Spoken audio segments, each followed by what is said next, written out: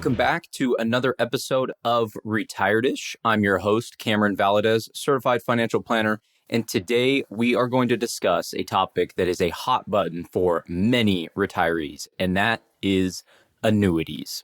What is an annuity? How do they work? And are annuities a good idea for retirement?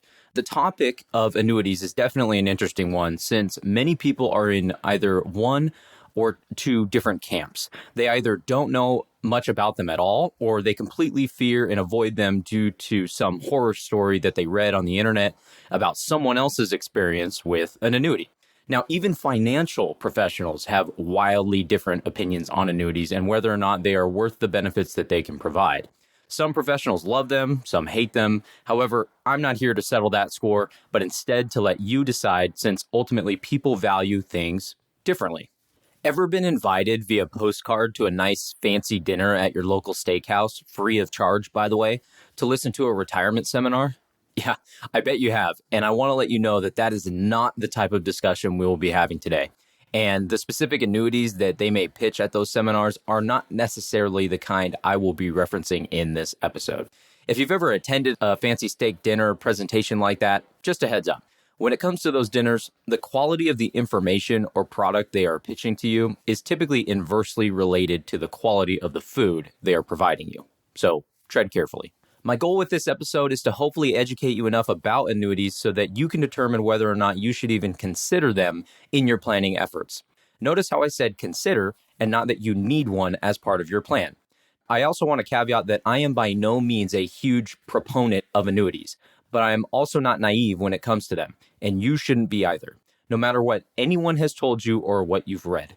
An appropriately placed income annuity in a well-constructed, comprehensive retirement plan can add significant value and risk reduction to a retiree, especially those who retire without any lifetime pensions. In my opinion, there are good annuities and bad, and there are also many pros and cons to any annuity, most of which we will discuss. That being said, there are also many types and flavors of annuities, some of which I will mention. However, I will focus this discussion on one of the only general types of annuities I believe is even worth considering, which is the deferred income annuity. Before we dive in, I want to state the primary reason why I believe a retiree would even consider certain annuities as part of their retirement plan in the first place. Certain annuities should be considered if you want to reduce what is called longevity risk in your retirement income strategy. This is done by transferring certain risks to an insurance company rather than accepting that risk yourself with your other investments such as bonds. I discussed longevity risk in our previous episode, which I will link to in the show notes, which was one of several risks that threaten your income throughout retirement. Notice how I said bonds and not stocks. In my opinion, if you end up considering an annuity, it should be to replace some of the bonds in your overall portfolio, not necessarily to go purchase an annuity with money that you may have had in stocks previously because you were spooked by a drop in stock prices. I will say it again. I do not believe that you should consider an annuity as a replacement for your stock market investments. More on this later. Okay, so circling back, longevity risk is essentially the risk of you outliving your money, which arguably is a retiree's worst fear, even more than death itself. Most people underestimate how long they're going to live. This also means that they misjudge how long their money will need to last. Chances are a long retirement is in your future, and as you've heard me say on this show before, you want to plan for longevity when creating your retirement plan since it is a worst-case scenario for your nest egg and your finances. Over the last 40 years, the average life expectancy has increased by more than 10 years, according to OECD.org. In fact, according to the Society of Actuaries, statistics show that for a 65-year-old couple, there's almost a 20% chance of one of them living to age 95. Today's retirees face some retirement planning challenges that simply didn't exist 20 to 30 years ago. This is unlike previous generations who had the luxury of having their entire retirement funded by nice, fluffy pensions with cost of living adjustments from their former employers or even the government. Your parents were likely the beneficiaries of such pensions. You, however, are likely to enter retirement without a pension. in which case the assets that you've been responsible for accumulating on your own in your 401k or IRA, for example, could be your most vital source of retirement income. Those generous pensions are becoming a thing of the past. And even if you are to receive some sort of public or private pension, the benefits are far less generous than they were 20 years ago. And the income that they provide may still not be enough to fund your desired retirement lifestyle. So now that you have a basic understanding of longevity risk and that you have the option of reducing that risk by transferring it to someone else, let's look at how you might do so via an annuity. First things first, in general, what is an annuity and what are some of the pros and cons of annuities? An annuity is simply a method or tool in order to help produce retirement income and fund retirement spending. I want to caveat that nowadays there are many annuities out there that are sold for reasons other than retirement income specifically, but for this discussion, we will focus on annuities meant to provide income. Annuity contracts are sold by large insurance companies and can be invested in with cash in your bank account, for example, or purchased in a retirement vehicle such as an IRA or 401k. They can be purchased before or after you actually retire. It doesn't matter. They typically provide a stated amount of income for life or a specified period, such as over 10 years. They can even provide income over your life and a spouse's life. Annuities can be funded with a lump sum purchase payment, a series of purchase payments, or a combination of both. Typically, the buyer of the annuity is also the owner and makes decisions on the annuity, such as deciding who the beneficiary is and what benefits they want their annuity to provide. Then there is also what is called the annuitant. The annuitant is the person whose age and mortality the future income payments will be based on. This is typically also the owner, but not always. Then you have a beneficiary. This is the person who would receive any potential death benefits the annuity might provide, or any potential contract value left over should the contract holder die prematurely. The main attraction, so to speak, that most income annuities can provide is the fact that the income payments are guaranteed by the claims paying ability of the different insurance companies. These guaranteed payments can continue for life, even if you have been collecting from the annuity and have actually exhausted the real value of the annuity itself or what you funded it with. Using a simplified example, if you had, let's say, $300,000 in the bank or in cash in an IRA, and you decided to withdraw $1,625 a month to supplement your other retirement income without any sort of return on that account or on that cash, that $300,000 balance would run out in a little over 15 years. If we had the same parameters, but that $300,000 was used to instead purchase an income annuity that would pay out the same exact $1,625 a month, you would continue receiving that payment each month for life, even after the initial $300,000 is exhausted around year 15 and goes to zero. When you buy an annuity, you are essentially turning that lump sum into an income stream for life that you can't outlive. Now, you may recall that I mentioned the term deferred income annuity earlier. In general, a deferred income annuity is one where you can fund it using any of the methods I previously mentioned, but then let the funds, quote unquote, marinate over a number of years to provide some sort of rate of return on the invested dollars or increase the withdrawal rate later in life that you can take from that annuity when you want to begin receiving income from it. This is opposed to an income annuity that starts paying you immediately after purchasing it. These are often called immediate annuities. Think of deferred income annuities kind of like delayed Social Security retirement credits. Each year you delay Social Security past your full retirement age, you currently get an 8% increase per year in your benefit along with cost of living adjustments up till age 70. While they don't work exactly like Social Security does, this is the general concept behind deferring your annuity payments until a later date. In fact, you can think of Social Security itself as a form of annuity guaranteed by the U.S. government. You've funded it slowly over your lifetime via deductions from your paychecks, and they have promised to pay you for life a stated amount of retirement income. If you have a career in which you do not pay into Social Security, it is likely because you are actually paying into a public pension system instead, such as something like CalPERS or CalSTRS in the state of California, which is also similar to a basic deferred income annuity. An important potential benefit to mention regarding annuities is the fact that they are also what we call tax deferred, similar to a retirement account. Tax deferred simply means that the interest earned in the annuity is not taxed in each year in which the interest is earned, and it is instead deferred until you begin taking the money out. This can allow more money to stay in the account and therefore compound over time. Now, I want to remind you that tax deferral is inherent to retirement accounts like IRAs and 401ks, but it isn't with non-retirement funds. Recall that with investments outside of a retirement account, such as in a trust account or a brokerage account in your name, you pay taxes on interest, dividends, and potential capital gains in the years incurred. Therefore, this tax deferral benefit of annuities is only relevant when purchased with non-retirement funds. If you purchase an annuity in your retirement account, it is already tax deferred. So this specific benefit is a moot point in that case.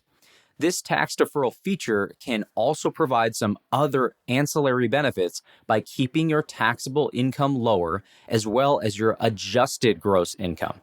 These are both metrics used when figuring the eligibility and extent of certain deductions, the taxation of Social Security, and the tax rate you pay on all of your income. Here's a basic example that's all too common. Let's say that you have an IRA, Roth IRA, and inherited a trust account from your late mother and father. The trust account is fairly sizable since they were fortunate enough to receive private pensions in addition to Social Security to fund their retirement lifestyle. And therefore, they were able to save a nice nest egg on the side for your benefit in a non-retirement account. So you've done some financial planning and decided that you want to use the non-retirement money to help fund your own retirement lifestyle alongside your own hard-earned savings. And so you invest that money in a mixture of stocks and bonds and maybe even some real estate. Each and every year, the interest, dividends, rental income, and potential capital gains are subject to taxation. All of those metrics stack together, along with any other income sources you have that determines your income, although some income sources are taxed different than others. If instead you chose to have some of the money put into an annuity from that non-retirement account, the taxes on the interest earned in that annuity would be sheltered from taxation until you took the money out. Therefore, your income in each of the years you defer or let the funds marinate would be lower than if you had that money, say, invested in bonds, for example. Therefore, your taxable income and AGI, that adjusted gross income, could also be reduced during those years to allow for more financial planning strategies to be implemented and deductions had. Now, again, of course, I'm not saying that everyone should do this because, as always, it depends on your exact situation. Sometimes doing something like that can actually blow up your finances later in life when you begin taking the income. You'll have to take the rest of your situation into account and look at things holistically. Now, that example leads me to one of the potential cons to investing in an annuity with non-retirement funds. And that is that the interest you earn on your non-retirement annuity is taxed as ordinary income when you take it out later. If you remember from previous podcast episodes, ordinary income is simply income that is taxed at the regular federal income tax rates, similar to income from a job. This is opposed to income that can receive lower preferential tax rates known as qualified dividends or capital gains.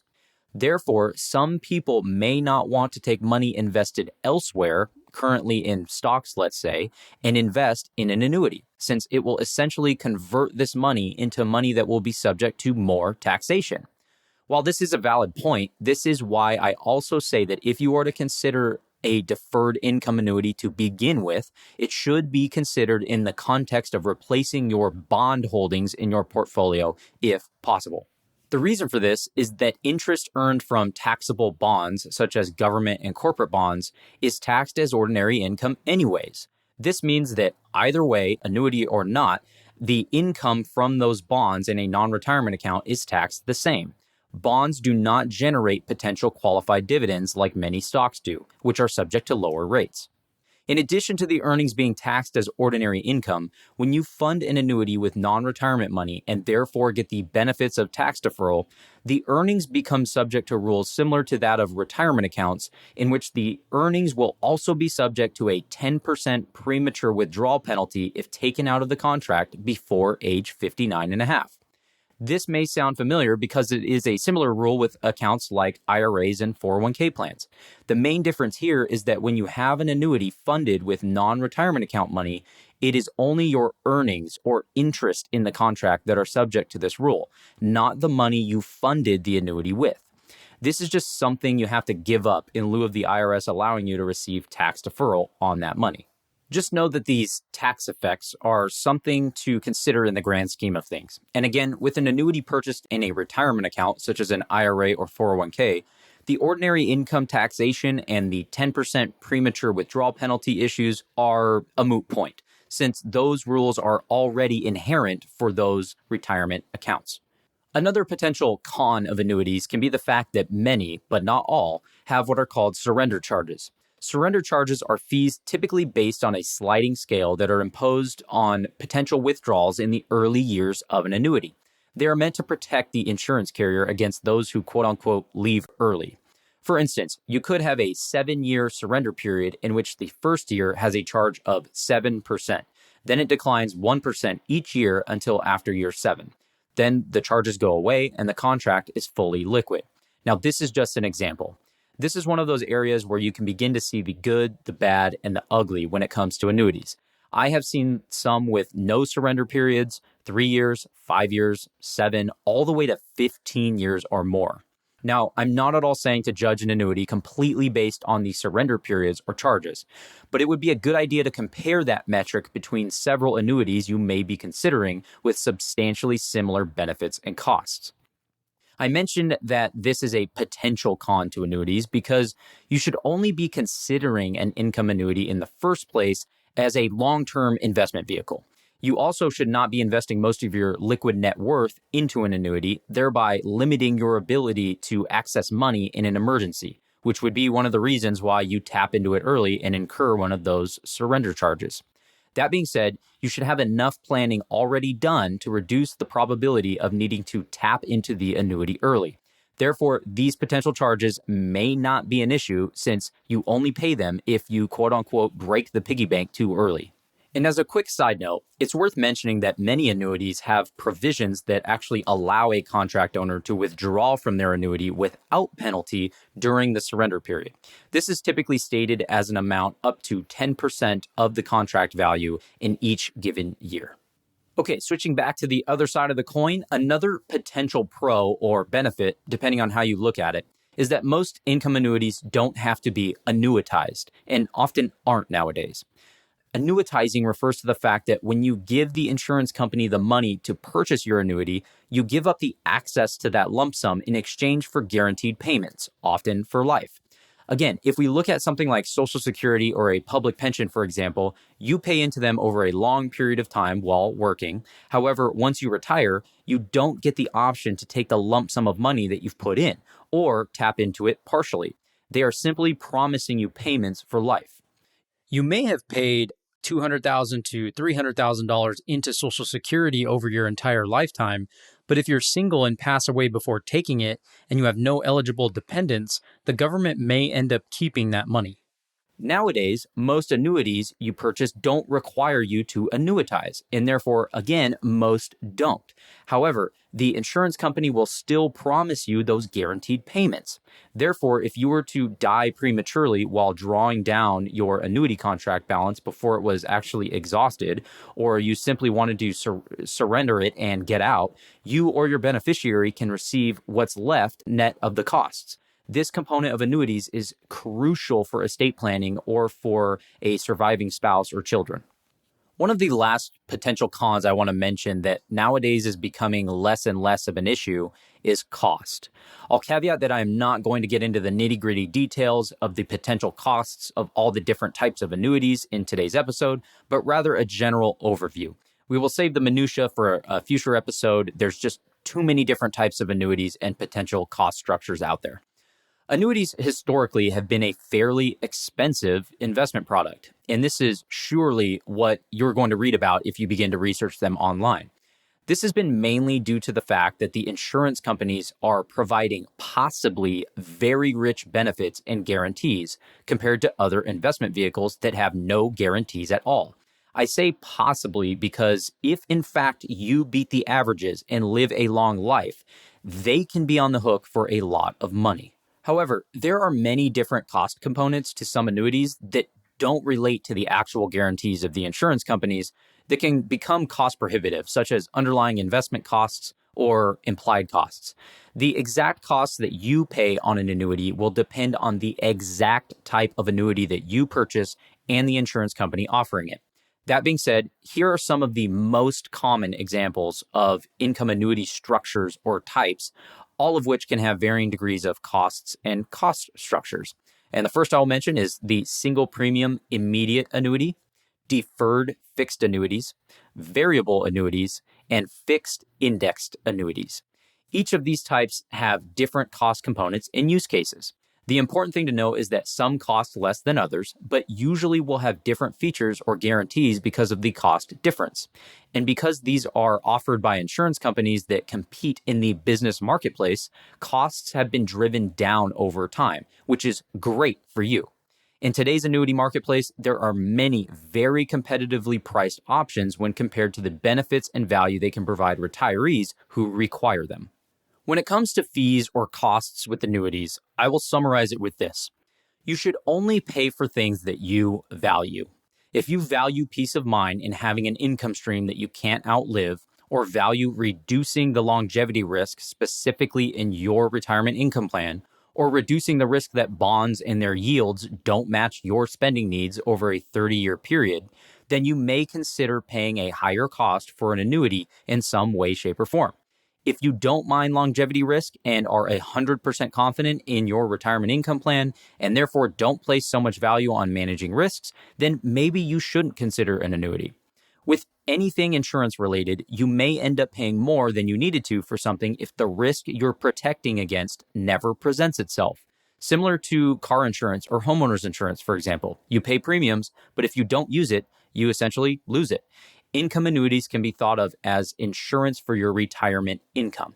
If you purchase an annuity because you get spooked out of the stock market immediately after a crash for some other guarantees that are not income related, such as protecting that money against some level of downside performance on your would-be stock market investments, you will pay more than many alternatives for that potential benefit.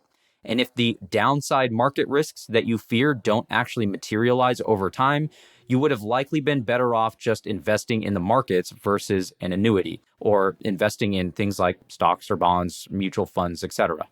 You would only consider implementing an annuity as part of your plan if you are trying to protect against a certain risk that is actually material to your situation. If you have looked at everything holistically and determined that you don't have longevity risk in your plan for one reason or another, then there is probably no need to look into an annuity to ensure that risk. Another risk you might compare to the value an annuity may provide might be the fact that without one, you must be able to consistently produce reliable income from your other investments for as long as you live. This risk is a combination of your own behavior and due diligence, as well as interest rate risk, which will affect the income your bond or CD investments can produce. Now, I have one more con that I want to quickly mention, and it has nothing to do with annuities themselves, but rather the way in which they are sold. Annuities at their core are insurance products. They are not stock market investments or direct bond investments.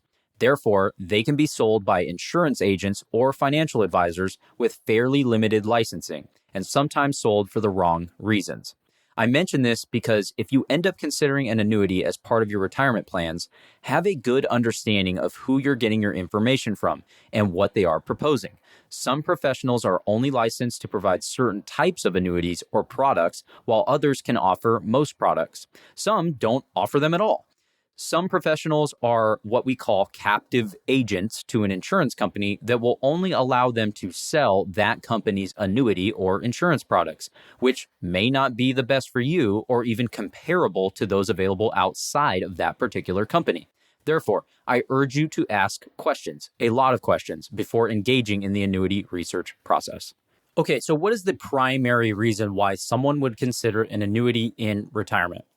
In my professional opinion, Certain types of annuities, such as those that fall under the umbrella of deferred income annuities, should be considered as a potential bond replacement for retirees who have longevity risk specifically in their retirement plans that is not already covered by other forms of guaranteed income, such as Social Security or other pensions.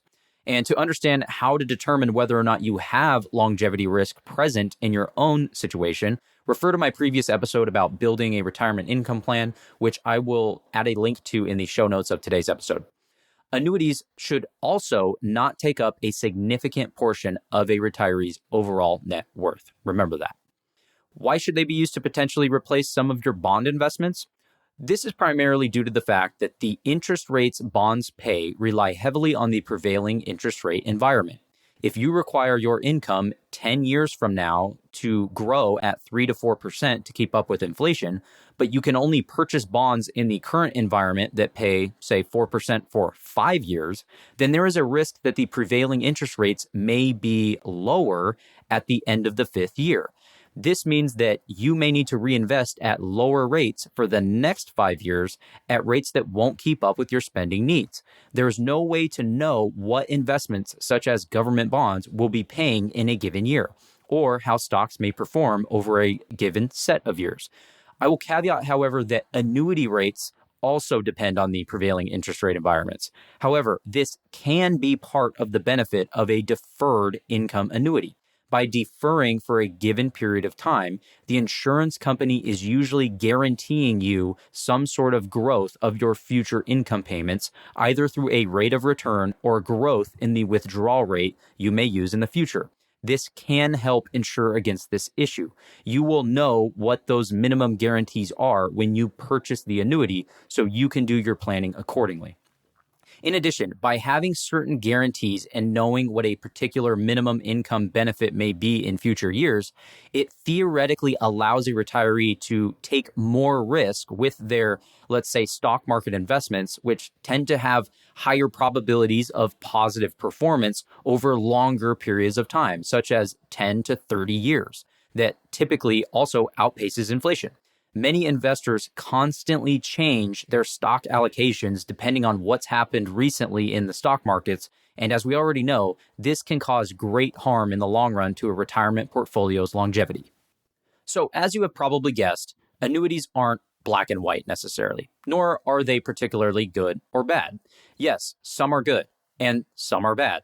Some good annuities can even be bad for a particular retiree given their situation, such as someone who doesn't need one to begin with. The key with annuities is to know what they should be used for and that they should be considered in the context of one's entire financial life, including a potential spouse.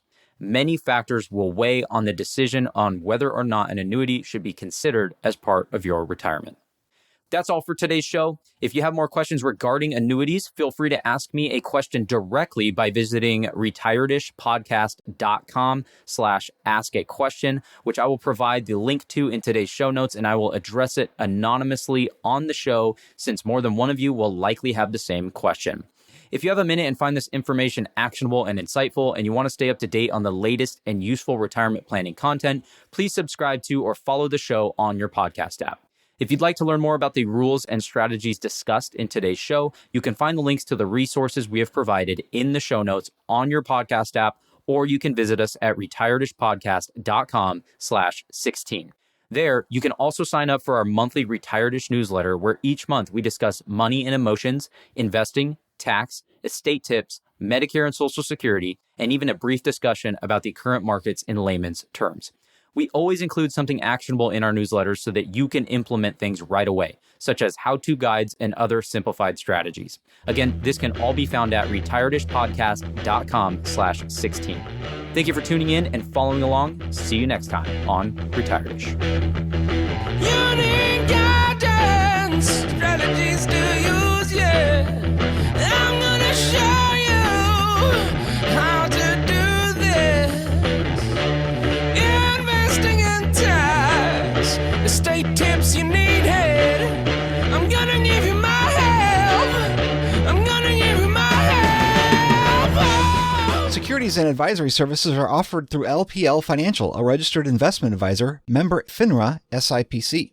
The opinions voiced in this podcast are for general information only and are not intended to provide specific advice or recommendations for any individual. To determine which strategies or investments may be suitable for you, consult the appropriate qualified professional prior to making a decision. Traditional IRA account owners have considerations to make before performing a Roth IRA conversion. These primarily include income tax consequences on the converted amount in the year of conversion, withdrawal limitations from a Roth IRA, and income limitations for future contributions to a Roth IRA. In addition, if you are required to take a required minimum distribution, RMD, in the year you convert, you must do so before converting to a Roth IRA. Investing involves risk, including the potential loss of principal. No investment strategy can guarantee a profit or protect against loss. Past performance is not a guarantee of future results. Bonds are subject to market and interest rate risk if sold prior to maturity. Bond values will decline as interest rates rise, and bonds are subject to availability and change in price. Government bonds and treasury bills are guaranteed by the U.S. government as to the timely payment of principal and interest and, if held to maturity, offer a fixed rate of return and fixed principal value. Treasury inflation-protected securities, or TIPS, are subject to market risk and significant interest rate risk as their longer duration makes them more sensitive to price declines associated with higher interest rates. Municipal bonds are subject to availability and change in price. They are subject to market and interest rate risk if sold prior to maturity. Interest income may be subject to the alternative minimum tax. Municipal bonds are federally tax-free, but other state and local taxes may apply. If sold prior to maturity, capital gain tax could apply. Neither LPL Financial nor its registered representatives offer tax or legal advice. Always consult a qualified tax advisor for information as to how taxes may affect your particular situation. Asset allocation does not ensure a profit or protect against a loss. There is no guarantee that a diversified portfolio will enhance overall returns or outperform a non-diversified portfolio. Diversification does not protect against market risk. Fixed indexed annuities, FIA, are not suitable for all investors. FIAs permit investors to participate in only a stated percentage of an increase in an index participation rate and may impose a maximum annual account value percentage increase. FIAs typically do not allow for participation in dividends accumulated on the securities represented by the index. Annuities are long-term, tax-deferred investment vehicles designed for retirement purposes. Withdrawals prior to 59.5 may result in an IRS penalty, and surrender charges may apply. Guarantees are based on the claims-paying ability of the issuing insurance company. Variable annuities are long-term, tax-deferred investment vehicles designed for retirement purposes and contain both an investment and insurance component. They have fees and charges, including mortality and expense risk charges, administration fees, and contract fees. They are sold only by prospectus. Guarantees are based on the claims-paying ability of the issuer. Withdrawals made prior to age 59.5 are subject to 10% IRS penalty tax, and surrender charges may apply. Gains from tax-deferred investments are taxable as ordinary income upon withdrawal. The investment returns and principal value of the available sub-account portfolios will fluctuate so that the value of an investor's unit, when redeemed, may be worth more or less than their original value.